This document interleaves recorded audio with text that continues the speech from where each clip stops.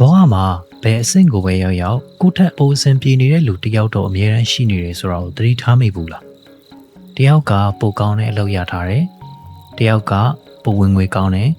တယောက်ကပိုတော်တယ်ပိုယုံကြည်မှုရှိတယ်ဒါမှမဟုတ်ရင်ပိုပျော်ရွှင်နေတယ်လို့တောင်ထင်ရတယ်တခါတလေတော့ကိုဘွားကိုကြည်နေတတ်တယ်ဒါပေမဲ့တခြားတယောက်ရဲ့ဘဝကိုမြင်လိုက်တဲ့အချိန်မှာတော့အရာအလုံးကပြောင်းလဲသွားတယ်တကယ်တော့ကိုဘွားမှာဘာမှမပြောင်းလဲခဲ့ဘူးဒါပေမဲ့ကိုဘွားကိုခံစားရတဲ့ပုံစံကတော့တနည်းနည်းနဲ့ပြောင်းလဲသွားတယ်ဒါဆိုကျွန်တော်တို့ကအစကတည်းကဘာလို့ကိုတခြားလူတွေနဲ့နိုင်ရှင်နေကြတာလဲဖြစ်နိုင်တဲ့ရှင်းပြချက်တစ်ခုကတော့နိုင်ရှင်တတ်တဲ့စိတ်ကကျွန်တော်တို့ရဲ့ဘိုးဘေးတွေအသက်ရှင်ရပ်တည်နိုင်မှုအထောက်အကူဖြစ်ခဲ့တာကြောင့်ပါလူသမိုင်းအများစုမှာကျွန်တော်တို့ကလူနည်းနည်းနဲ့ဖွဲ့စည်းထားတဲ့အတိုင်းဝိုင်းတွေထဲမှာနေထိုင်ခဲ့ကြတယ်။အဲ့ဒီချိန်တုန်းကကိုကအဖွဲထဲမှာဘယ်နေရာမှာရှိနေလဲဆိုတာကိုသိထားဖို့ကတအားအရေးကြီးတယ်။ဘယ်သူကအမဲလိုက်အတော်ဆုံးလဲ။ဘယ်သူကိုလူတိုင်းကယုံကြည်ကြလဲ။ဘယ်သူကလူတိုင်းအားကိုးရတဲ့ကျွမ်းကျင်မှုတွေရှိလဲ။ကိုတခြားလူတွေနဲ့နိုင်ရှင်တာကစူးစမ်းကြံစိတ်သက်မဟုတ်ဘူး။အဲ့ဒါကကိုဘယ်နေရာမှာရှိနေလဲဆိုတာကိုနားလည်စေသလိုဘာတွေကိုထပ်ပြီးတော့တိုးတက်အောင်လုပ်ဖို့လိုသေးလဲဆိုတာကိုလည်းသိစေတယ်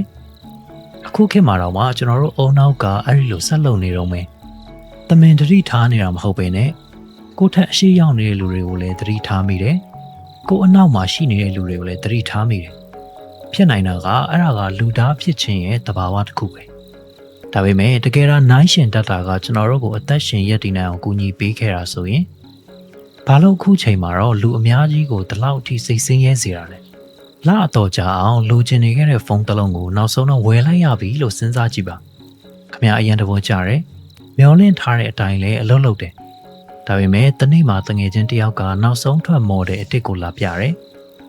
ရုတ်တရက်ကိုဖုန်းကအရင်လောက်စိတ်လှုပ်ရှားစရာမကောင်းတော့တယ်လို့ခံစားရတယ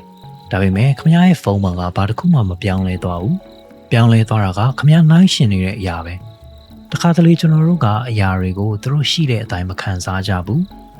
အခြားအရာတစ်ခုနဲ့နိုင်ရှင်ပြီးတော့မှပဲခံစားကြတယ်ကျွန်တော်တို့ရဲ့အုံနောက်ကနိုင်ရှင်မှုကိုဘယ်လောက်ထိအသုံးပြုနေလဲဆိုတာကိုစဉ်းစားကြည့်ပါအပြင်မှာအရန်အေးနေရကနေအိမ်ထဲဝင်လာတဲ့အချိန်မှာအခန်းကနွေးနေတယ်လို့ခံစားရတယ်အကြာကြီးပြေးပြီးတဲ့နောက်မှာရေတစ်ခွက်တောက်လိုက်ရင်အရန်အရသာရှိတယ်လို့ခံစားရတယ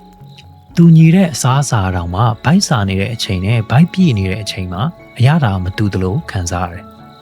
ကျွန်တော်တို့ရဲ့အုံနောက်ကအရာတွေကိုတီးတန့်ခွဲပြီးတော့ဆုံးဖြတ်လိမ့်မရှိဘူး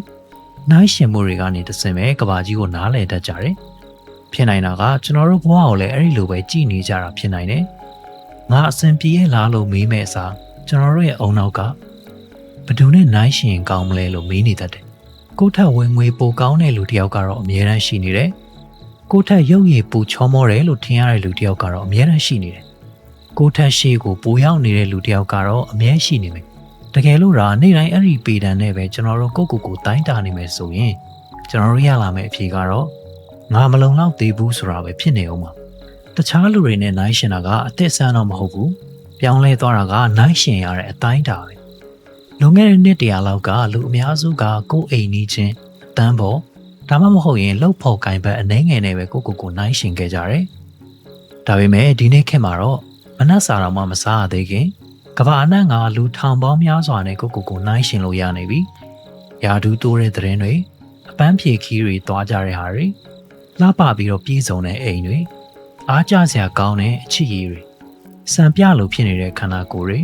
တစ်ခုပြီးတစ်ခုကအဆုံးမရှိပေါ်လာနေတယ်ဒါပေမဲ့ထူးဆန်းတာကကျွန်တော်တို့ကသူတို့ရဲ့ဘဝတစ်ခုလုံးနဲ့ကိုယ်ဘဝတစ်ခုလုံးကိုနိုင်ရှင်နေတာမဟုတ်ဘူးကိုယ့်ရဲ့တာမန်အင်္ဂါနေ့တစ်နေ့ကိုသူတို့ဘဝရဲ့အကောင်းဆုံးအခိုက်အတန့်တွေနဲ့တွားပြီးတော့နိုင်ရှင်နေတ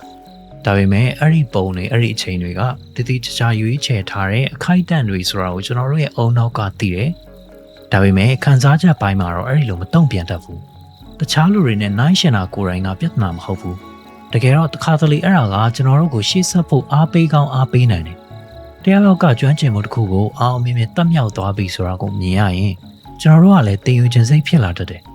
တယောက်ကအခက်အခဲတစ်ခုကိုကြော်ဖြတ်သွားတာကိုမြင်ရရင်အပြောင်းလဲဆိုတာဖြစ်နိုင်သေးတယ်ဆိုတဲ့မျှော်လင့်ချက်ကိုရလာတတ်တယ်ဒါပေမဲ့နိုင်ရှင်မှုကစိတ်အားတက်စေတဲ့အရာကနေကိုယ်တန်ဖိုးကိုတိုင်းတာတဲ့ပေတံဖြစ်သွားတဲ့အချိန်မှာတော့ပြဿနာကစတင်လာတယ်ဒါဆိုကျွန်တော်တို့ဘာလို့ကိုတခြားလူတွေနဲ့နိုင်ရှင်နေရလဲ ဘာလို့လဲဆိုတော့နိုင်ရှင်တာကကျွန်တော်တို့ရဲ့အုံနောက်ကကဘာကြီးကိုနားလည်နိုင်ဖို့အသုံးပြုတဲ့နီလန်းတွေကတစ်ခုပဲတစ်ခုဝယ်ကန်ဒီဆိုရင်ဈေးနှုန်းတွေကိုနိုင်ရှင်တယ်ဘယ်လမ်းကြောင်းကပိုကောင်းမလဲဆိုတာကိုဆုံးဖြတ်ခံဒီလမ်းကြောင်းတွေကိုနိုင်ရှင်တယ်ဘာဝယ်ရမလဲဆိုတာကိုမဆုံးဖြတ်ခင်ယာရီဥရုကိုနိုင်ရှင်တယ်ကိုတခြားလူတွေနဲ့နိုင်ရှင်တာကလည်းအဲ့ဒီစိတ်ပိုင်းဆိုင်ရာလှုပ်ဆောင်မှုတွေရဲ့နောက်ထပ်ပုံစံတစ်ခုပဲဖြစ်တယ်တကယ်ပြဿနာကကျွန်တော်တို့နိုင်ရှင်နေတာမဟုတ်ဘူးအစကတည်းကတူညီခြင်းမရှိတဲ့အရာတွေကိုတူညီသလိုသဘောထားပြီးတော့နိုင်ရှင်နေမိတာပါပဲမိသားစုနောက်ခံမတူဘူးခွင့်အေးတွေမတူဘူးကိုယ်ကိုယ်တွေးတွေမတူဘူးရင်ဆိုင်ရတဲ့အခက်ခဲတွေမတူဘူးဘဝရည်မှန်းချက်တွေမတူဘူးဘဝအချိန်စရာတွေလည်းမတူဘူးဒါပေမဲ့ကျွန်တော်တို့ကပေတံတစ်ချောင်းနဲ့ဝယ်သုံးပြီးတော့လုံးဝမတူညီတဲ့ဘဝခီးစဉ်တွေကိုတောက်တိုင်းတာနေကြတာအဲ့ဒါကြောင့်ပဲနိုင်ရှင်မှုကကျွန်တော်တို့ဘလောက်အဆင်ပြေနေလဲဆိုတာကိုဘယ်တော့မှတကယ်မပြောပြနိုင်တာသူပြောပြနိုင်တာကတော့ကိုယ့်ဘဝလမ်းကြောင်းနဲ့တခြားတယောက်ရဲ့ဘဝလမ်းကြောင်းကဘလောက်ကွာခြားနေတယ်လဲဆိုတာပဲဖြစ်ပါတယ်